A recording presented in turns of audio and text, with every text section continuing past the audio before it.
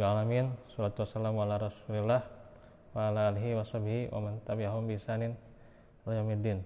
Asyhadu an la ilaha illallah wahdahu la syarikalah wa asyhadu anna Muhammadan abduhu wa rasuluh alladzi la nabiyya ba'dah. Alhamdulillah, alhamdulillah kita bertemu lagi di hari ini. Tadinya sudah jam 5, saya pikir mau pulang gitu. Ternyata mau belajar saja, ya sudah, tidak apa-apa ya. Karena biasanya waktu saya sudah prepare ke hari salat ya, tidak telat, tapi tidak apa-apa ya. Sekarang sebentar saja cukup, insya Allah ya. Yang kita lanjutkan seputar kisah para nabi, masih tentang kisah Nabi Adam, yakni bagian 30, berkisah tentang Habil ya, adalah seorang anak yang cerdas, taat, dan selalu siap untuk mematuhi kehendak Allah. Hal ini sangat kontras dengan saudaranya yang arogan, egois, dan tidak taat kepada Tuhannya. Habil tidak takut ancaman saudaranya, tapi dia juga tidak ingin saudaranya terluka. Allah telah memberkati Habil dengan kemurnian dan kasih sayang, berharap untuk menjadi di antaranya meredakan kebencian, menggelegak dalam saudaranya. Habil mengatakan, saudaraku, engkau telah menyimpang dari jalan yang benar dan berdosa dalam keputusanmu. Lebih baik engkau bertobat kepada Allah dan melupakan ancaman bodohmu. Tapi jika engkau tidak melakukannya, maka saya akan meninggalkan masalah ini di tangan Allah.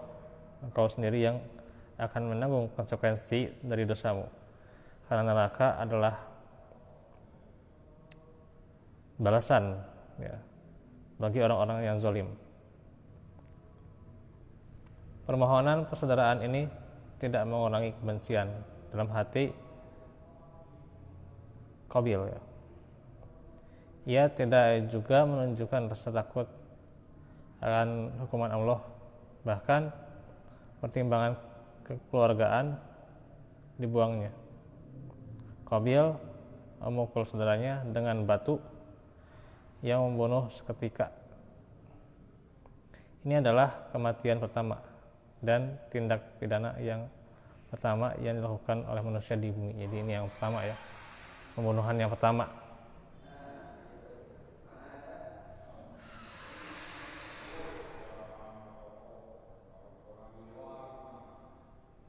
Dijelaskan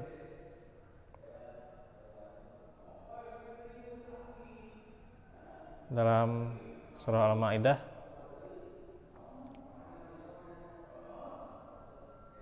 ayat 29 ya, surat 5 ya.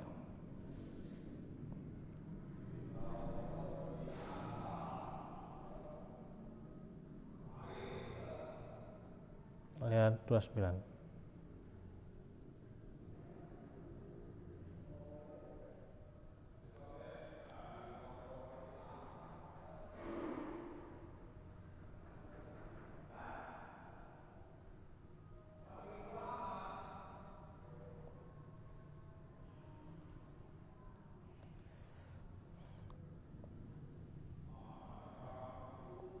Inni uridu an tabu'a bi ismi wa ismika fatakuna min ashabin nar wa dzalika jazaa'udz zalimin.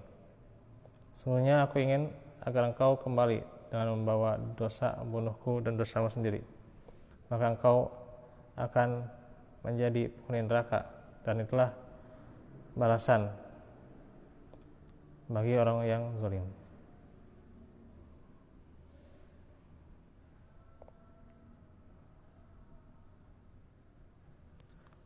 Selesailah percakapan antara mereka berdua dan anak yang jahat itu, yaitu Qabil ya, membiarkan anak yang baik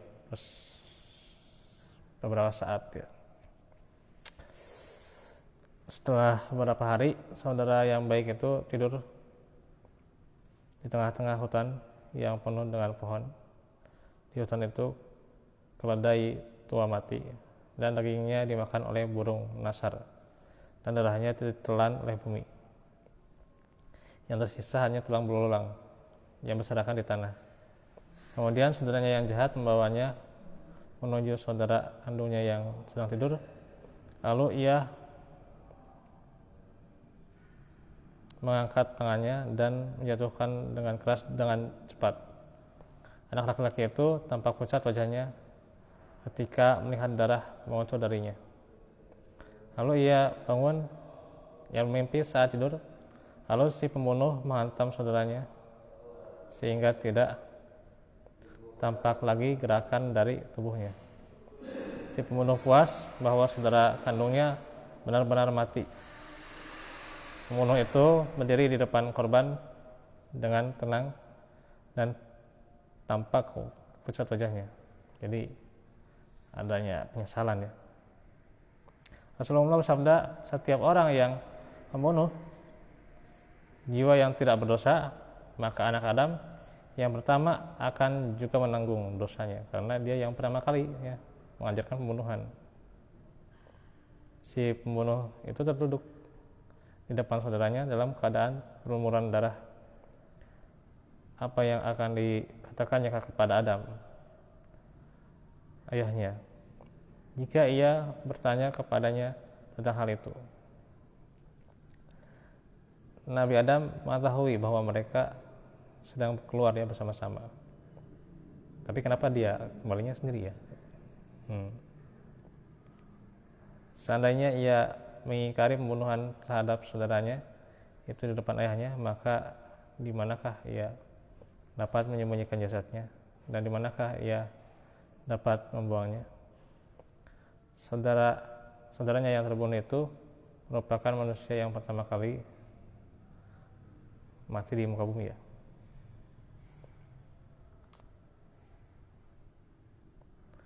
Sehingga tidak diketahui bagaimana cara menguburkannya. Pembunuh itu membawa jasad saudara kandungnya dan memikulnya. Tiba-tiba keheningan itu dipecah dengan suara burung yang berteriak sehingga ia merasa ketakutan. Pembunuh itu menoleh dan menemukan seekor burung gagak yang berteriak di atas bangkai burung gagak yang telah mati. Burung gagak yang hidup meletakkan bangkai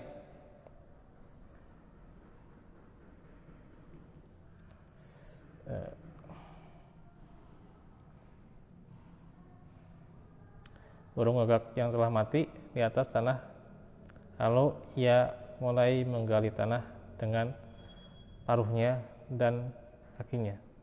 Kemudian ia mengangkatnya dan dengan paruhnya dan meletakkan dengan lembut dalam kuburan. Lalu ia menimbulkannya di atas tanah. Setelah itu ia terbang di udara dan kembali berteriak. Si pembunuh itu berdiri dan ia mundur untuk meraih jasad saudara kandungnya yang kemudian berteriak. Dan yang kemudian ya dia ya si Qabil itu berteriak ya. Jadi penyesalan ya. Nanti kita akan jelaskan lebih lanjut nih ya. Ini waktu nih ya, dan juga hujan sudah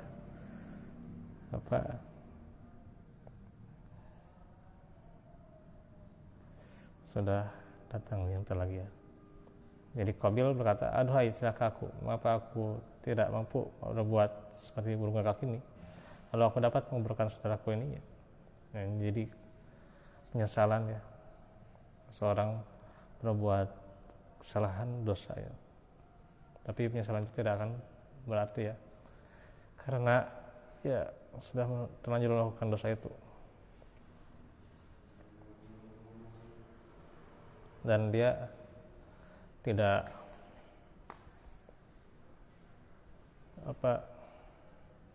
nantinya ada penjelasannya ya, bagaimana statusnya si Qabil ini, sehingga ya dia tidak kunjung mendapatkan benar-benar kembali kepada Allah ya,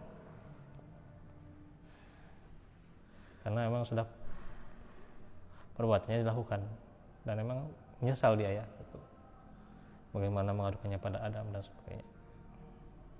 Karena itu setiap orang yang melakukan dosa pasti menyesal ya gitu, menyesal. Ini yang tentunya kita harus jadi catatan, harus ada penyesalan bagi kita yang namanya melakukan dosa ya. Walaupun ada hikmahnya ya, hikmahnya bagaimana, tentunya ada syariat penguburan ya, untuk jenazah ya. Tetap bahwa penyesalan bagi orang yang sudah melakukan dosa itulah yang pasti akan menjadi penyesalan. Kalau seseorang tidak kembali kepada Allah, maka penyesalan itu tidak ada gunanya. Itulah yang paling bisa disampaikan ya. Mungkin sedikit saja karena waktu. Insyaallah besok kita melanjutkan mengenai doa-doa. Allahu fiikum wa afu minkum. Subhanaka Allahumma wa bihamdika asyhadu an la ilaha illa anta astaghfiruka wa atubu ilaik. Alhamdulillah. Assalamualaikum warahmatullahi wabarakatuh.